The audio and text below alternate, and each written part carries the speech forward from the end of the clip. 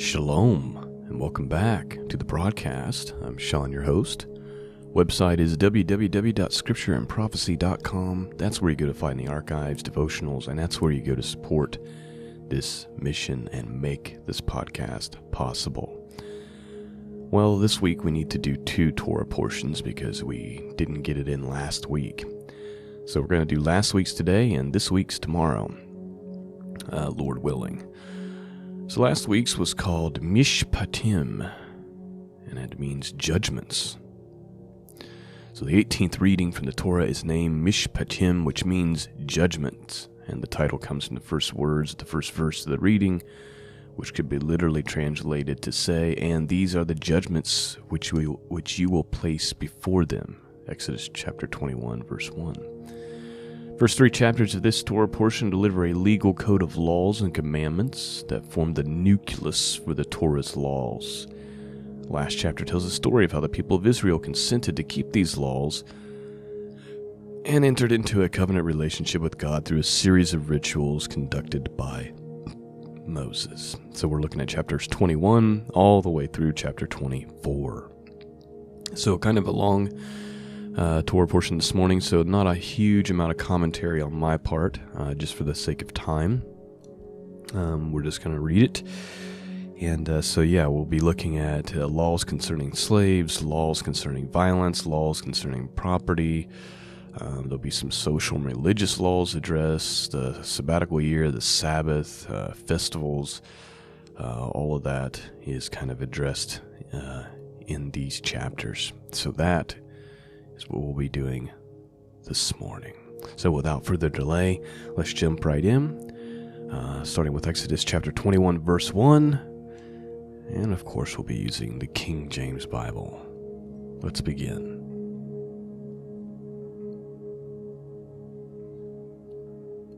Now these are the judgments which thou shalt set before them.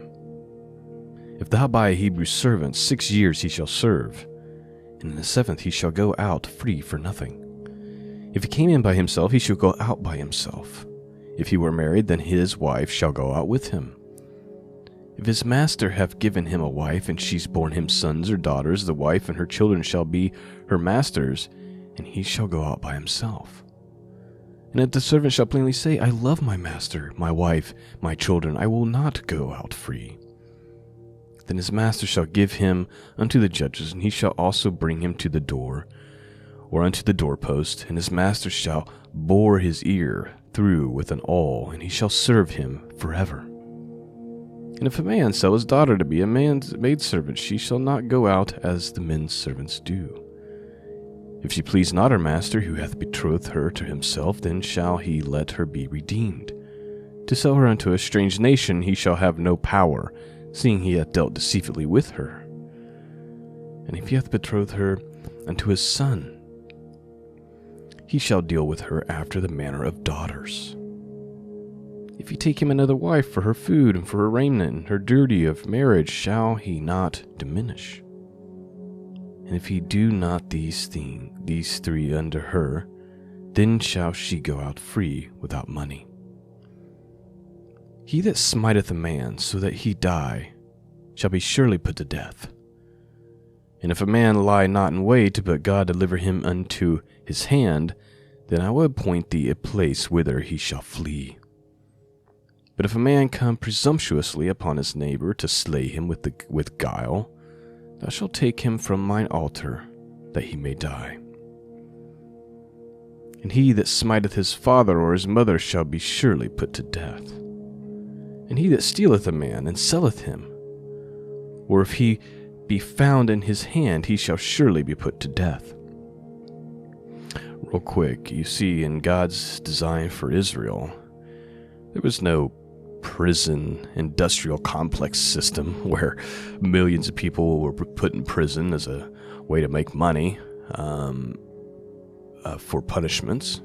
You know, if you murdered someone, you were put to death. There wasn't that you went to jail for life, you were put to death. If you kidnapped someone and sold them like we have a big issue going on around the world now with sex slavery and things like that, you were put to death. If you killed your parents, you were put to death. There was no go to prison type situation. And I just point that out because here in the United States, we actually have the largest percentage of prisoners per capita in the world, which no one really talks about or wants to bring up. But that is the reality of our situation, and it's far beyond any other nation.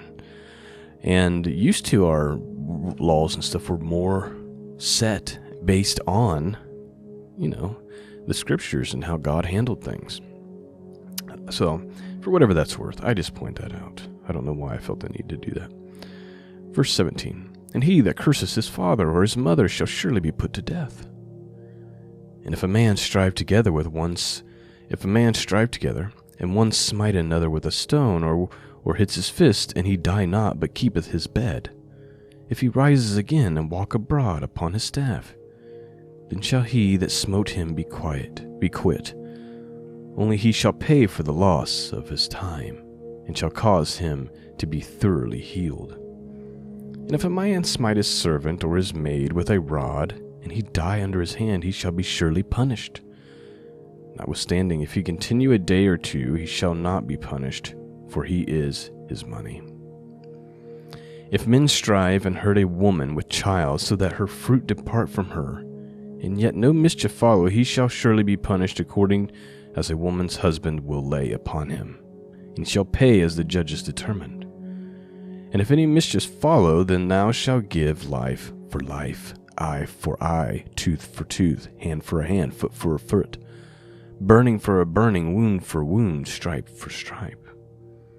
And if a man smite the eye of his servant or the eye of his maid, that it perish, he shall let him go free for his eye's sake.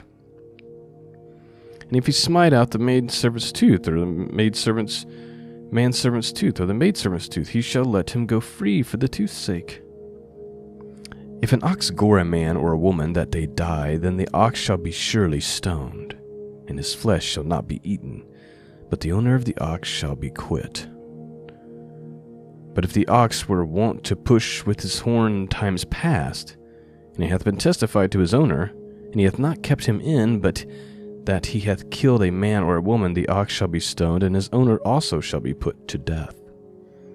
Okay, so what's going on here is, look, if an animal, and in this situation he says an ox, kills a person, then the animal's to be put to death, and it's not to be eaten. Same goes if an owner owns an animal, let's say, in this situation an ox, and it has a history of attacking people, and it's been made known to the owner, so the owner is very aware that this animal is dangerous towards human beings, but he does nothing about it, and then the animal kills someone. Not only is the animal put to death, but the owner as well, because he knew better. Moving forward. Verse 30. If there be laid on him a sum of money, then he shall give for the ransom of his life whatsoever is laid upon him. Whether he have gored a son or have gored a daughter, according to his judgment shall it be done unto him. If the ox shall push a manservant or a maidservant, he shall give unto their master 30 shekels of silver, and the ox shall be stoned. And if a man shall open a pit, or if a man shall dig a pit, and not cover it, and an ox or an ass fall therein, the owner of the pit shall make it good, and give money unto the owners of them, and the dead beast shall be his. And if one man's ox hurts another's that he dies, then they shall sell the live ox, and divide the money of it, and the dead ox also they shall divide. Or if it be known that the ox hath used to push in past time, and his owner hath not kept him in, he shall surely pay ox for ox, and the dead shall be his own. Chapter 22. If a man shall steal an ox or a sheep and kill it or sell it, he shall restore 5 oxen for an ox, or 4 sheep for a sheep. If a thief be found breaking up and be smitten that he die, there shall no blood be shed for him. If the sun be risen upon him, there shall be blood shed for him. For he should make full restitution. If he hath nothing, then he shall be sold for his theft. If the theft be certainly found in his hand alive, whether it be ox or ass or sheep, he shall restore double. And real fast, that verse there, verse 2, if a thief be found breaking up, or breaking in, I believe it could say, and be smitten that he die, there shall no blood be shed for him.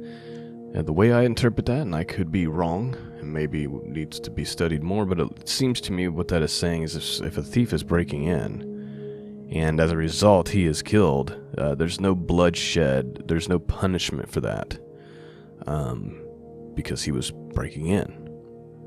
And I don't have time to try to find the verse right now, but I believe there's also a verse in Leviticus that says the exact same thing, but even more plainly. But anyway, that might be worth looking into. Alright, verse 5. If a man shall cause a field or a vineyard to be eaten, and shall put in his beast, and shall feed in another man's field, of the beast of his own field, and of the beast of his own vineyard, shall he make restitution. If fire break out and catch in thorns, so that stacks of corn or standing corn or field be consumed therewith, he that kindled the fire shall surely make restitution. If a man shall deliver unto his neighbor money or stuff to keep, and it be stolen out of the man's house, if the thief be found, let him pay double. If the thief be not found, then the master of the house shall be brought unto judges to see whether he have put his hands into his neighbor's goods. For if all manner of trespasses, whether it be for ox, for ass, for sheep, for raiment, or for any manner of lost thing which another challenges to be his, the cause of both parties shall come before judges, and whom the judges shall condemn, he shall pay double unto his neighbor. If a man deliver unto his neighbor an ass, or an ox, or sheep, or any beast, to keep, and it die, or be hurt, or driven away, no man seeing it, then shall an oath of the Lord be between them both, that he hath not put his hands into his neighbor's goods, and if the owner of it shall accept thereof, he shall make it good. And if it be stolen from him, he shall make restitution unto the owner thereof. If it be torn in pieces, then let him bring it for a witness, and he shall not make good that which was torn. If a man borrow aught of his neighbor, and he be hurt, or die, the owner thereof being not with it, he shall surely make it good. But if the owner thereof be with it, he shall not make it good. If it be an hired thing, it came for his hire. And if a man entice a maid that is not betrothed, and lie with her, he shall surely endow her to be his wife. If her father utterly refuses to give her unto him, he shall pay money according to a dowry of virgins. So what that's saying there is if you seduce a woman and get her to lie with you, you're responsible to marry her, right? Because that's part of the covenant between a man and a woman. That's what that's saying. And then if the father refuses to give her over to you in marriage, you now owe that father money, according to what this says. It says, if her father utterly refuses to give her unto him, he shall pay money according to the dowry of virgins. Verse 18. Thou shalt not suffer a witch to live. Whosoever lieth with a beast shall surely be put to death. He that sacrificeth unto any god, save unto the Lord only, he shall be utterly destroyed. Thou shalt neither vex a stranger nor oppress him, for ye were strangers in the land of Egypt. What it's saying is, do not oppress a foreigner in your land.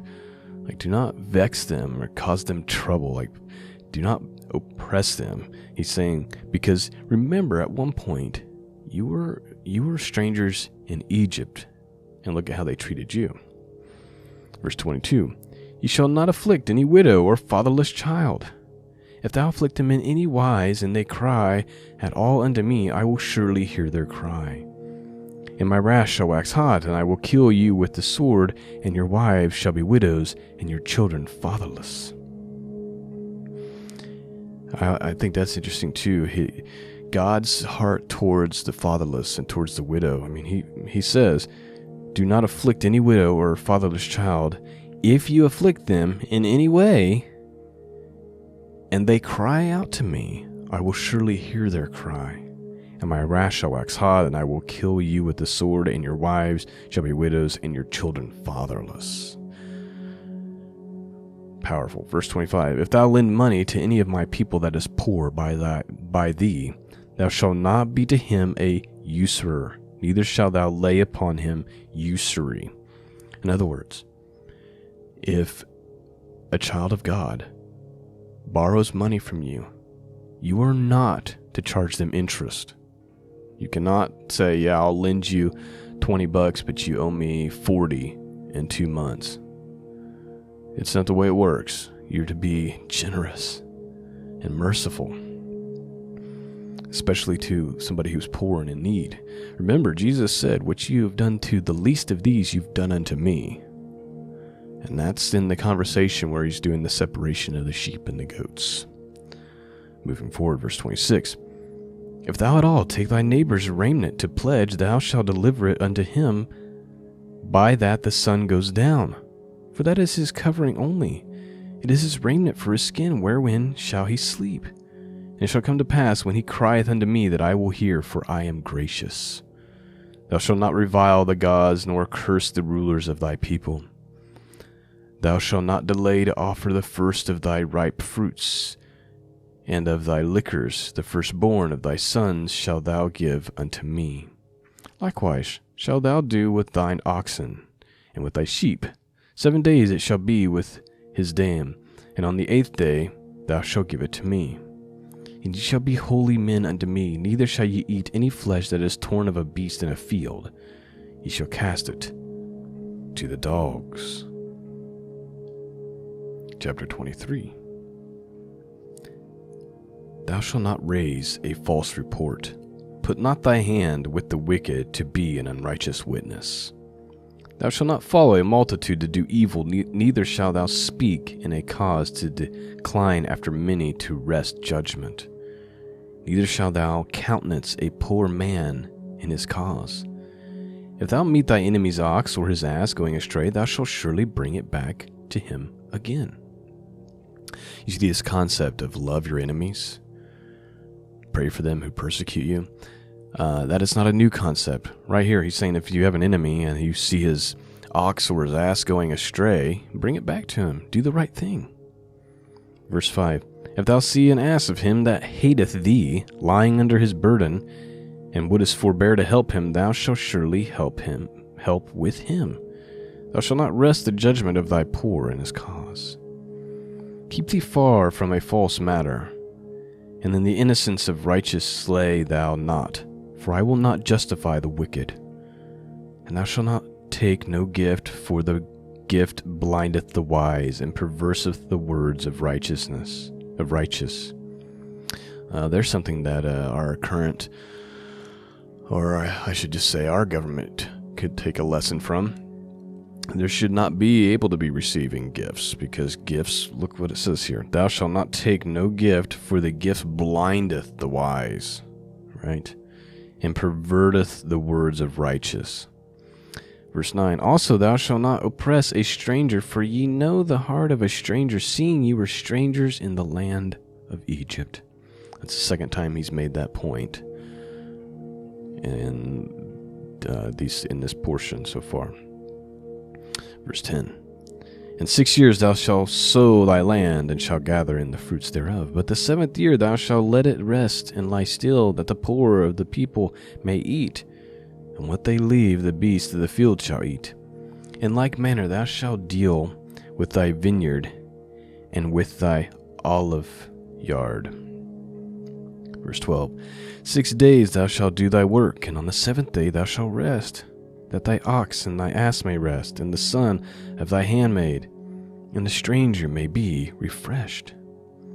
And in all things that I have said unto you, be circumspect, and make no mention of the name of another God, neither let it be heard out of your mouth.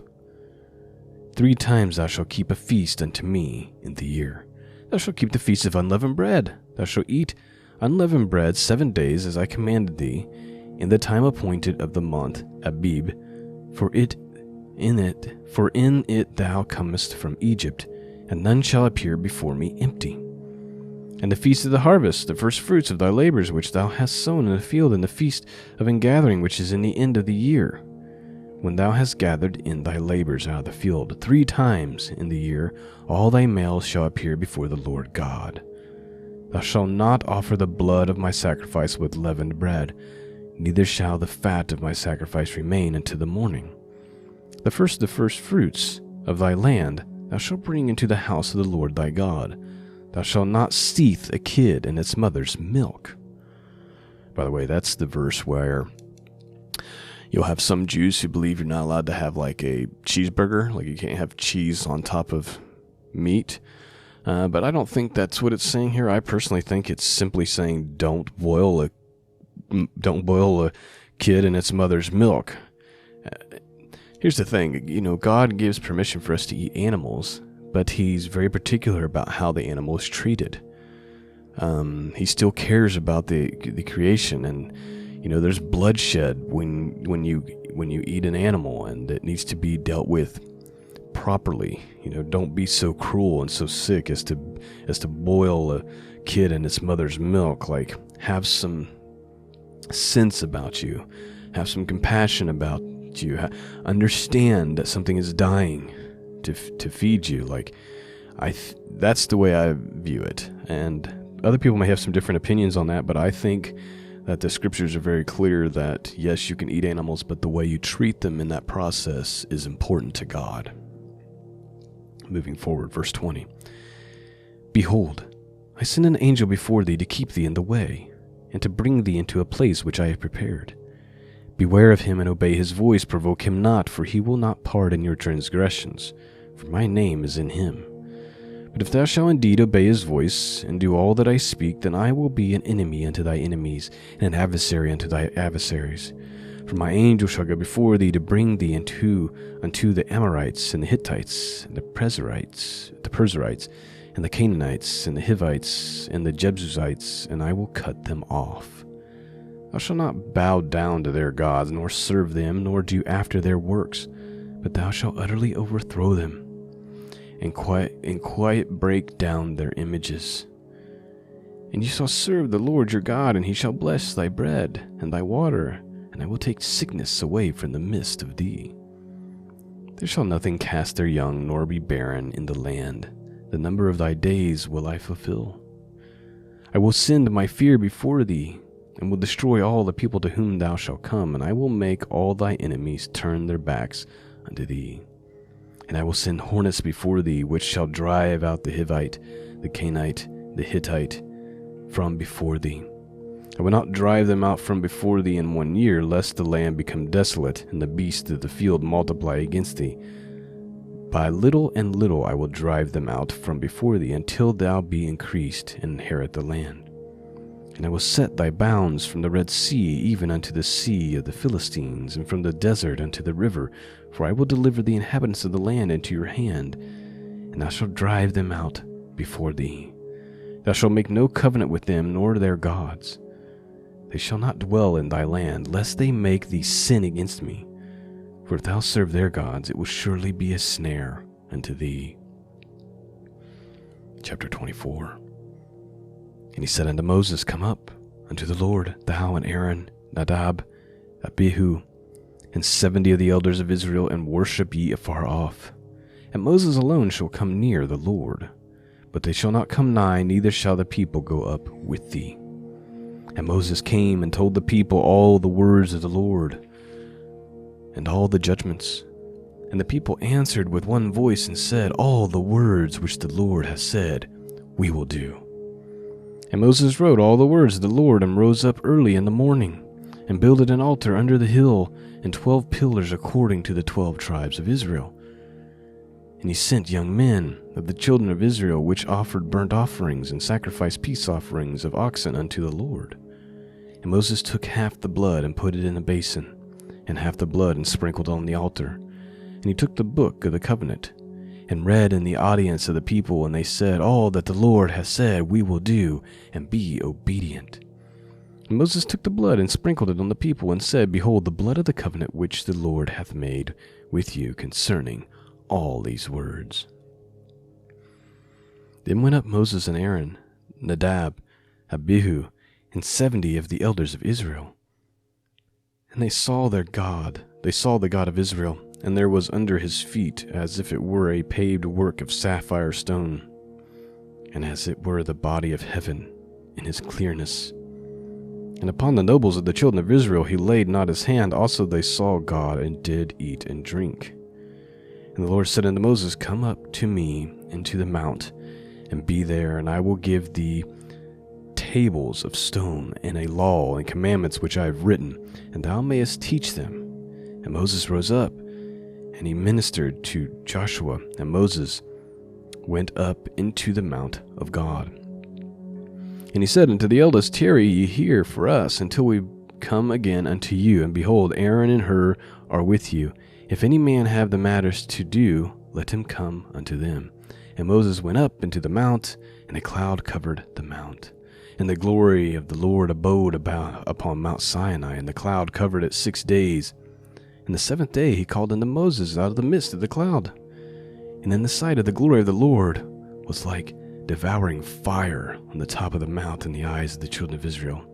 And Moses went into the midst of the cloud, and got him up into the mount. And Moses was in the mount 40 days and 40 nights. All right. That is the end of this portion. And, we have on one side, the children of Israel it says it twice here that they answered and they said, all that the Lord has said we will do, right? Twice they said that. And now Moses is going up on the mount. I do think these first few verses are kind of interesting. Let me just read them again. I don't have any commentary for them other than to say, wow, this is... So it says, Then went up Moses and Aaron, Nadab and Abihu, and 70 of the elders of Israel. And it says, They saw the God of Israel, and it was under his feet as if it were a paved work of sapphire stone, and as it were the body of heaven in his clearness. And upon the nobles of the children of Israel he laid not his hand. Also they saw God, and did eat and drink. And the Lord said unto Moses, Come up unto me on the mount, and be there, and I will give thee tables of stones, and the law commandments which I have written, but thou mayest teach them. So here it says here that the elders even saw God, at least in some manner. So they saw God of Israel, and there was under his feet as if it were a paved work of sapphire stone. Interesting, huh? I should have probably did some research on that before doing the podcast. I kind of missed that when I pre-read all of this, but I'll let you think about it and let you do some research. The point of the Torah portion was not for somebody to explain and commentate each thing. The point of the Torah portion was for it to be read and for the people to hear it and to be blessed. And so I pray that's what's happened this morning. All right, I need to wrap it up. That's all I got for you this morning. Lord willing, I'll be back with you tomorrow to do this week's Torah portion. By the way, if you're being blessed by this work, please remember that it's 100% listener supported. You can support it by going to scriptureandprophecy.com, clicking on the support tab. It's much appreciated. That's all I have for you this morning. Until tomorrow, peace and grace be with all of you, and God bless.